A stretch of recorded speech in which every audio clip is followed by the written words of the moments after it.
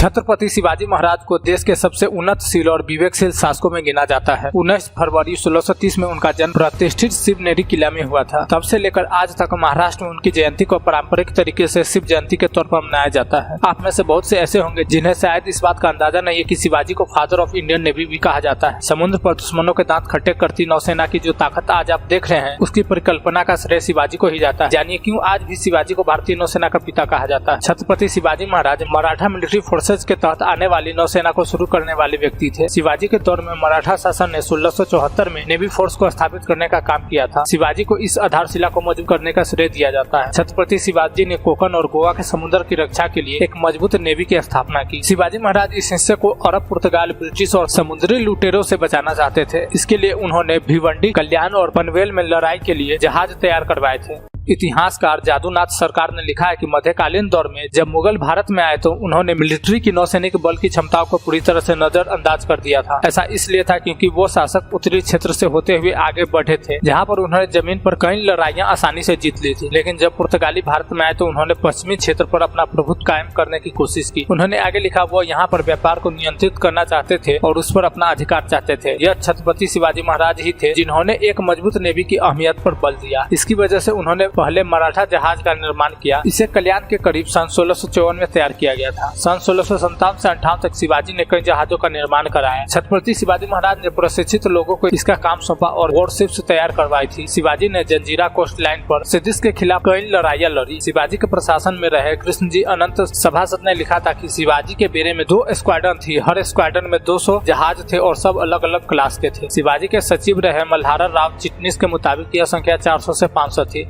कहते हैं कि 1674 में छत्रपति शिवाजी महाराज की वजह से गोवा में पुर्तगालियों को मराठा नौसेना की ताकत का एहसास हो सका था। इसके बाद उन्होंने छत्रपति शिवाजी के पास कुछ तोहफों के साथ एक दूत भेजा था। इसके बाद दोनों के बीच दोस्ती का समझौता हुआ। एक समय मराठा नेवी के पास करीब 5000 नौसैनिक और 57 वॉरशिप्स थी। इसके बाद कारवार तक मराठा नेवी ने अपना विस्तार किया। यह जगह आज कर्नाटक में और इंडियन नेवी के अहम बेस है। यहाँ पर नेवी के पास करीब 85 वॉरबोट थी जिनका वजन करीब 30 से 150 टन था। इंग्लिश, डच, पुर्तगाली और डच ने भी मराठा शिप्स का जिक्र किया है, लेकिन इनकी संख्या कितनी थी यह नहीं बताया गया। कहा जाता है कि शिवाजी के फ्लीट में 160 से 700 तक व्यापारी थे। फरवरी 1665 में शिवाजी ने खुद बसरूर में अपनी सेना को जोड़ा। इंग्लिश फैक्ट्री रिकॉर्ड के मुताबिक शिवाजी की सेना में 25 फ्रिगेट यानी लड़ाई के लिए छोटा जहाज और 3 बड़े जहाज थे। नवंबर 1670 में कोलाबा जिले में नंदगांव में 160 जहाजों को इकट्ठा करके एक फ्लीट तैयार की गई। दरिया सारंग इस फ्लीट के एडमिरल थे।